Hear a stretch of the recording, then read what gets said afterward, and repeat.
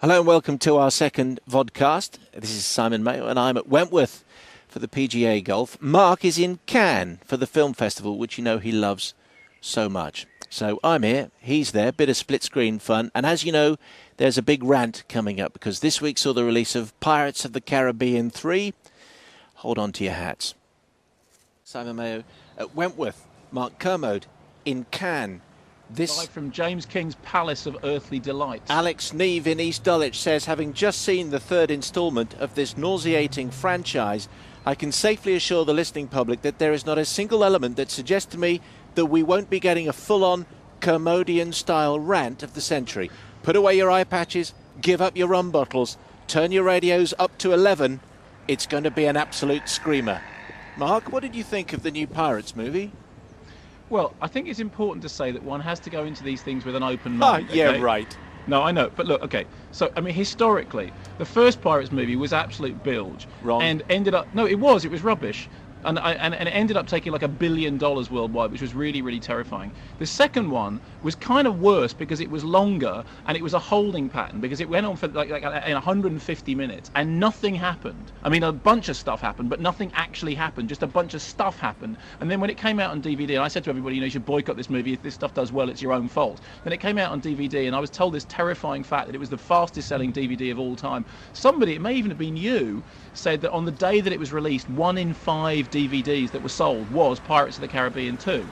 So I had to go to Nice firstly, so I go to Nice to see, you know, in version original, and I'm really heartened because I get into the cinema. There's only 4 other people in the cinema. It's a 2 o'clock screening. Okay, admittedly, it's an English screening in France, but there's quite a lot of English-speaking people in France. It was largely Americans in the 4. So you sit down, okay, think, okay, we're here for 168 minutes.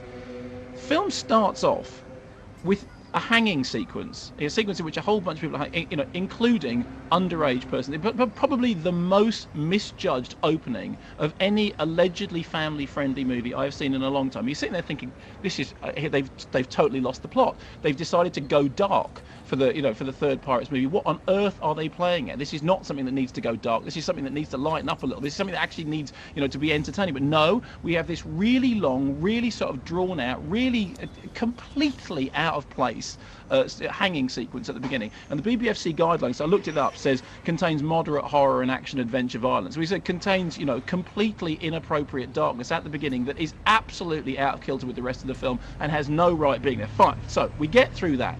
Then, after the opening sequence, the plot, or more precisely, the plots start. And if you remember any of the plot threads that were at the end of Pirates of the Caribbean 2, it's like, oh, well, somebody's got to go off and find a heart, somebody's got to find an island, somebody's got to get a treasure map, somebody's got to get a compass, somebody's got to sing a song, somebody's got to stand on their head and turn around 38 times. That, or Blundo Lander's got to go and find his dad for some reason that's not clear to anybody, but other than the fact that Stellan Skarsgård is clearly picking up the check and he's a great actor, so I'm happy that he's employed. So, it starts. And it goes on a little bit, and I'm thinking, you know, I'm really dreading the moment that Johnny Depp's going to come on and do that Keith Richards impression that we all know wasn't funny the first time and really wasn't funny the second time. And here we go, he's going to do it the third time. And then the movie plods along with, you know, Keira Knightley and Orlando Bland and all the rest of it all happening, and no Johnny Depp. It's 35 minutes before Johnny Depp actually arrives on the screen. And I'm starting to think this is really clever because what they've done is they've realised that Johnny Depp is so terrible in the film that they're withholding him. They're withholding him because actually everything else in the film is going to do better without him. But no, 35 minutes in, Johnny Depp turns up. But not just one Johnny Depp, 10 Johnny Depps turn up at the beginning. And there's a brilliant line in Hitchhiker's Guide to the Galaxy which is referring to Arthur Dent meeting up with Hoojaman Flip, the Martin Freeman character, and he says he's one of those people that you couldn't see him for months at a time, and then as soon as you saw him, he was immediately annoying. And Johnny Depp in Pirates of the Caribbean 3 is exactly, but he's immediately annoying squared. He's immediately annoying to the power 10 because there are 10 of him. And there's a little bit of business about, oh, Johnny Depp's dead, but he's in the underworld. All this stuff seems to exist purely to show off the fact they've got a special effect that can turn a stone into a crab. Great, brilliant, marvellous, not enough to hang a feature film on, but hey, well done to the special effects guys. Then they escape from the underworld that he got into at the end of the last movie, because I think Keira killed him, but I can't quite remember. There was something to do with a kraken. And then they all get together and they say, okay, off we go on the various plot strands again. And it's business as usual. There's actually one line in this when somebody says one person has the 9th piece of 8, which is just about as coherent as any form of plot synopsis gets. On the IMDb trivia page, it says the most amazing thing about Pirates 3 is that they started filming without a completed script, No, they finished filming without a completed script. So they just ended up with like a montage of bits, a whole bunch of special effects, a little bit of him doing that, a little bit of everyone else, and they just stuck them together in any order, and they didn't cut any of it out. Just said, there's 168 minutes, shove it out into the cinema, and everyone will buy it because everyone has clearly had some kind of terrible, joint lobotomy, so that nobody any longer has the guts to stand up and say, this is absolutely terrible, and what are we doing here? Actually, we should walk out of the cinema and go next door where they're showing Zodiac. However, Johnny Depp leads to the problems. Let's start with Keira Knightley, because clearly Keira Knightley's agent has been speaking to the scriptwriters and saying, look, it's fabulous, we're really pleased that Keira's back in the movie again, obviously wonderful. The thing is, up until now, she has really been window dressing, and what we really think is that Keira needs to sort of expand her role, and why don't you make Keira a pirate? Because I think really she could do pirate. So through the most ridiculous, contrived, plot device, Keira Knightley actually ends up being king of all pirates in all the world ever. So Keira Knightley, king of the pirates. This means that Keira Knightley has to do two things. Firstly, she has to do the pirate ha ha ha ha. But of course, when Keira Knightley does it, it's like yeah, hello, ha ha ha ha. Then she has to do a rabble-rousing speech, which is basically like that speech that Mel Gibson does in Braveheart about, they can take our lives, but they can never take her freedom. Only when Keira Knightley does that speech, it basically sounds like the head girl addressing a convention of fifth formers on prize-giving day at the end of term. So Keira, disastrous, given more to do, messes it up terribly. And then we have the magisterial talent of Orlando Bland. Now, there has always been a problem with Orlando, which is that very early on, the script had a relationship between the Keira Knightley character and the Orlando Bland character.